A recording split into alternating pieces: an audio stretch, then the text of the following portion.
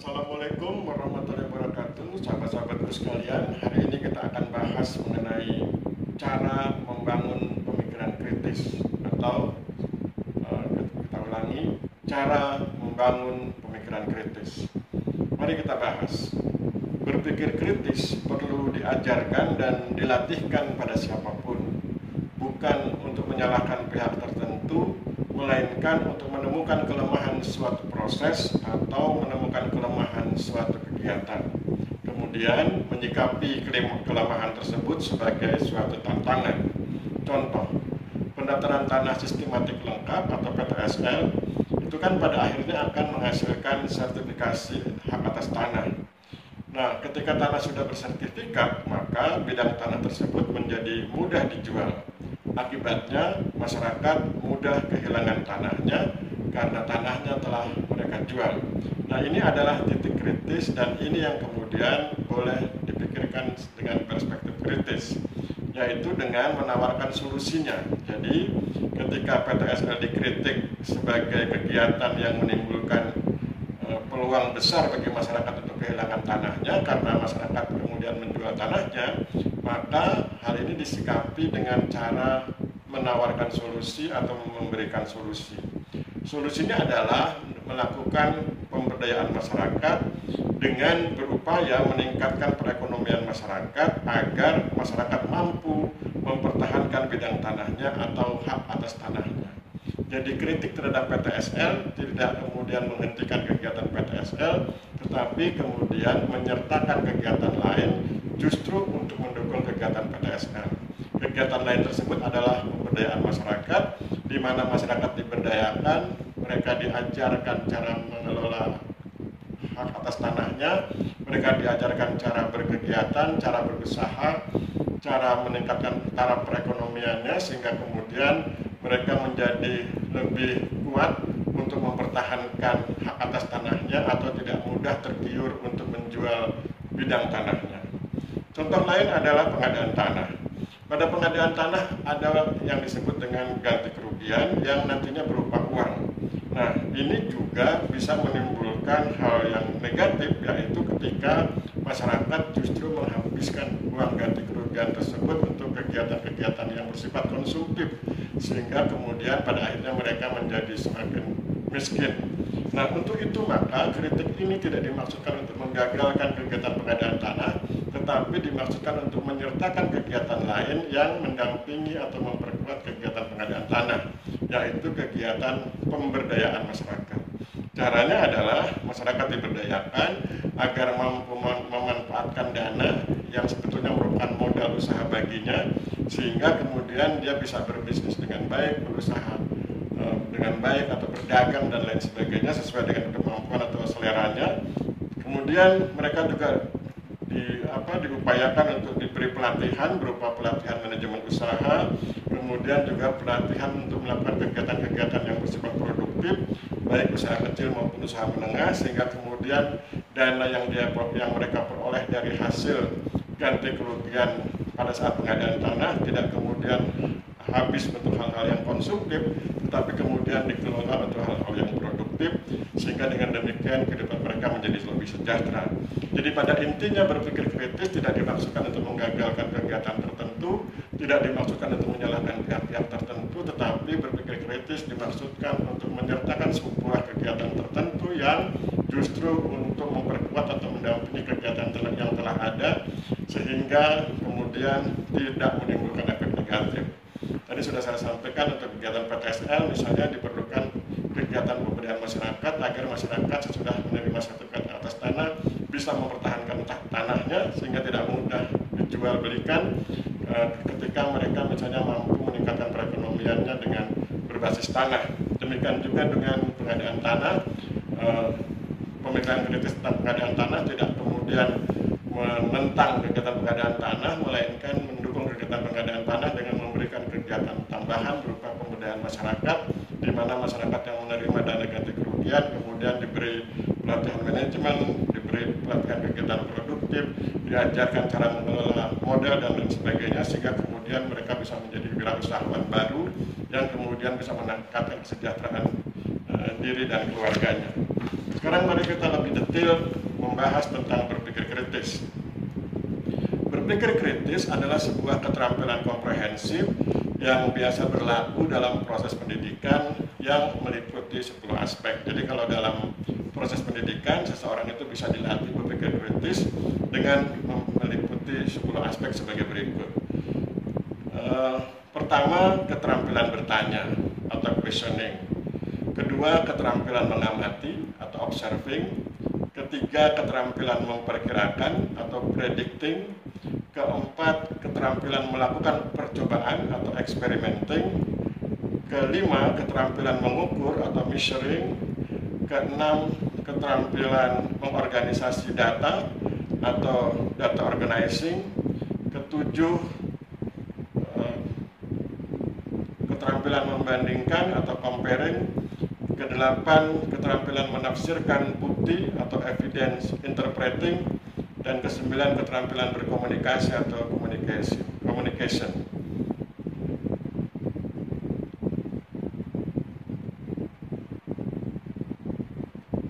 Ternyata cuma 9 ya, saya ulangi, bukan 10 aspek tapi 9 aspek, yaitu keterampilan bertanya, keterampilan mengamati, keterampilan memperkirakan, keterampilan melakukan percobaan, keterampilan mengukur, keterampilan mengorganisasi data, keterampilan membandingkan, keterampilan menafsirkan bukti, keterampilan berkomunikasi. Jadi ada 9 aspek yang bisa membantu seseorang untuk berpikir kritis. Untuk berpikir kritis dia harus punya keterampilan bertanya, dia harus punya kemampuan mengamati, dia harus bisa memperkirakan, dia punya kemampuan melakukan percobaan atas sesuatu, dia punya kemampuan mengukur, punya kemampuan mengorganisasi data, punya kemampuan membandingkan, punya kemampuan menafsirkan bukti atau evidence interpreting, dan punya kemampuan berkomunikasi. Maka dengan berbekal 9 kemampuan itu atau 9 keterampilan itu, maka dia punya bekal untuk berpikir kritis.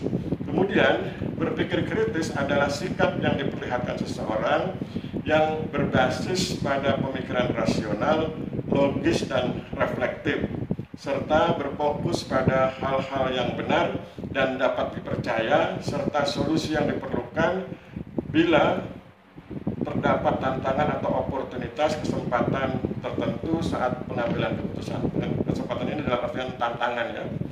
Jadi dapat dipercaya serta dapat memberi solusi yang diperlukan bila terdapat tantangan atau oportunitas atau kesempatan saat pengambilan keputusan.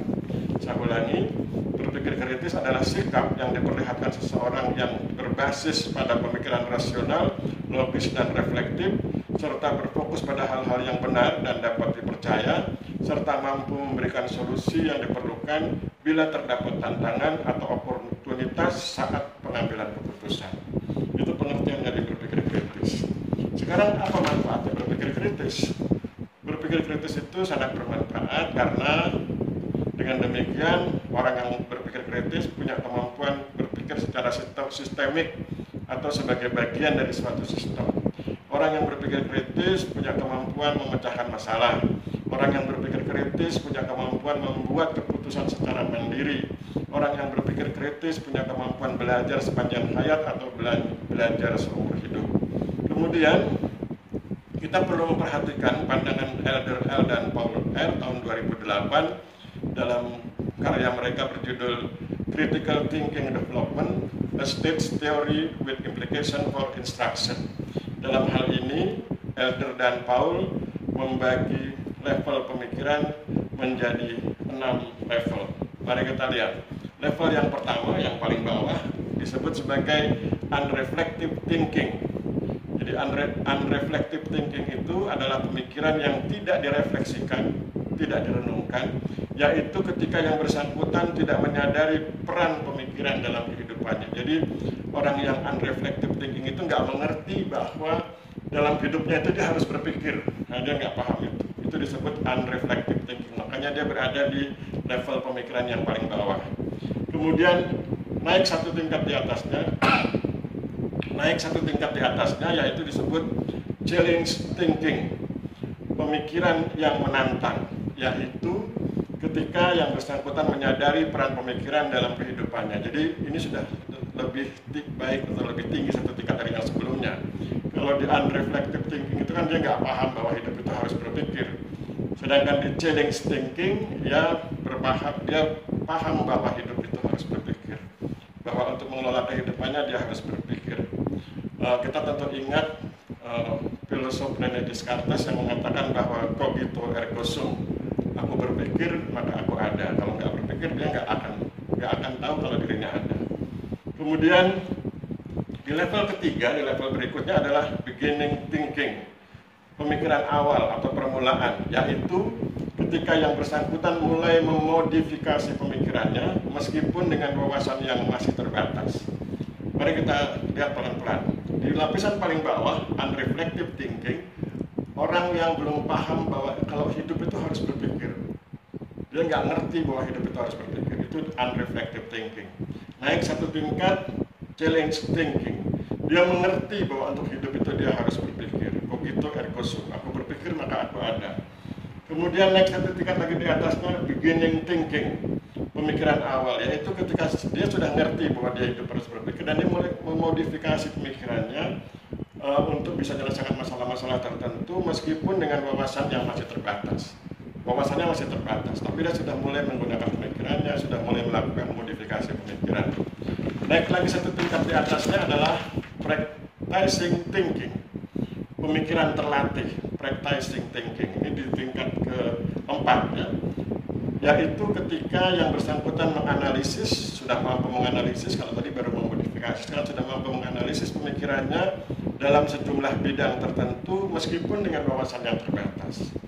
Dia sudah terlatih, mampu menganalisis pemikirannya dalam bidang-bidang tertentu meskipun wawasannya masih terbatas. Kemudian naik satu tingkat lagi adalah advanced thinking, pemikiran tingkat lanjut, yaitu ketika yang bersangkutan memiliki pengetahuan tentang masalah yang dihadapi, dia tahu masalahnya apa, sehingga saat menganalisis mampu berpikir mendalam, karena tahu masalahnya bisa dianalisis secara mendalam, meskipun belum mampu menjangkau seluruh dimensi penting dalam kehidupannya. Ya, meskipun belum mampu menjangkau seluruh dimensi penting dalam kehidupan. Dan kemudian puncaknya adalah yang disebut dengan master thinking, level ke-6, pemikiran unggul, yaitu ketika yang bersangkutan mampu berpikir mendasar dan kritis dengan menggunakan intuisi yang tinggi sehingga mampu merumuskan solusi dalam berbagai dimensi penting kehidupannya. Saya ulangi, master thinking, level yang ke-6, master thinking atau pemikiran unggul, yaitu ketika yang bersangkutan mampu berpikir mendasar dan kritis dengan menggunakan intuisi yang tinggi sehingga mampu merumuskan solusi dalam berbagai dimensi penting kehidupannya. Perhatikan kata-kata intuisi. Intuisi itu kan artinya memahami sesuatu tanpa proses penalaran. Sebetulnya bukan demikian maksudnya ya.